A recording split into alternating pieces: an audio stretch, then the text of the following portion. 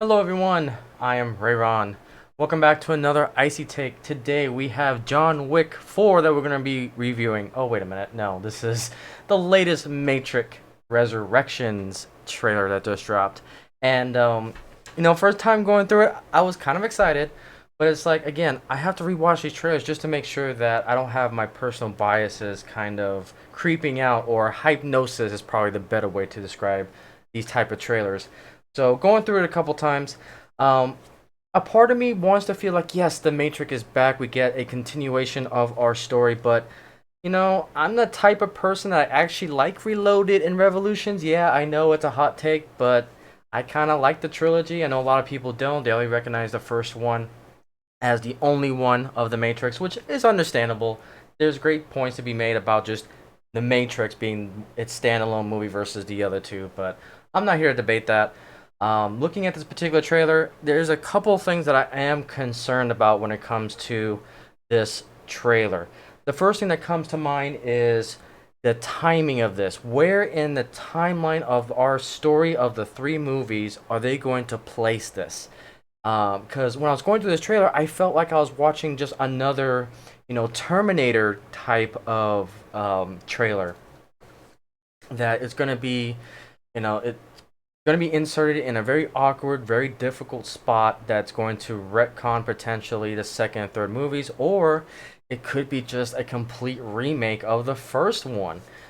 That's where I'm kind of concerned about is that where in the world is this Matrix 4 going to be put within our timeline? Are we going to introduce time travel now? Are we going to introduce another multiverse? Because that seems to be the flavor of the month when it comes to Hollywood. So it's like, what are we going to get out of this movie, and where are they going to place this? Now, it seems to me that it feels like it's going to be a remake of the first movie. It feels like it's following the exact same paths. There was one scene in this particular trailer that had me concerned, and it's the very beginning. It's like, oh, you had some weird dreams or memories or whatever they had when Neo was talking to that psychiatrist. And it's like, how are they going to tell that, you had these three other stories? Where are they going to place us in this particular movie?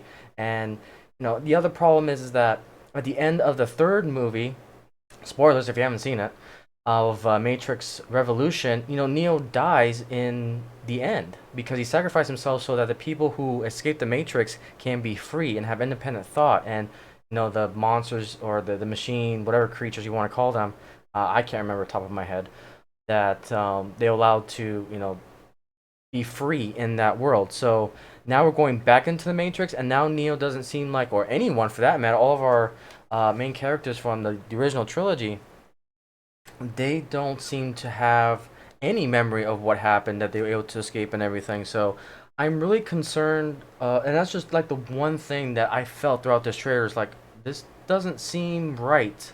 I'm curious to see where they're going to take it. I'm cautiously optimistic, but I just felt like I was getting Terminator Dark Fate with this. We all saw how that went.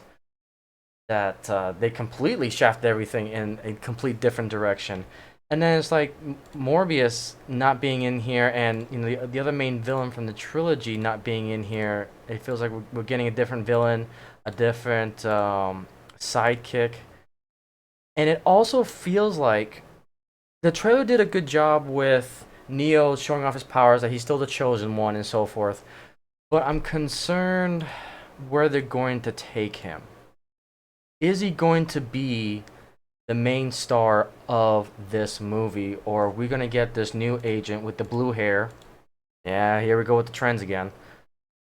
Are we going to see another, female lead when it comes to a movie? And that was kind of my concern going through. It's like, it looks like Neo has to relearn everything again. He's taking the red pill again.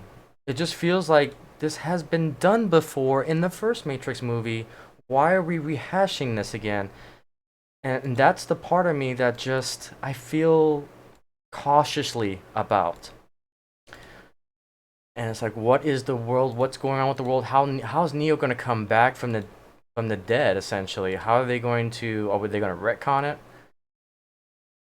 So I'm a bit concerned when it comes to that front. Is Neo going to be the star of the Matrix, or is he going to be just a sidekick? So I don't know. We'll see.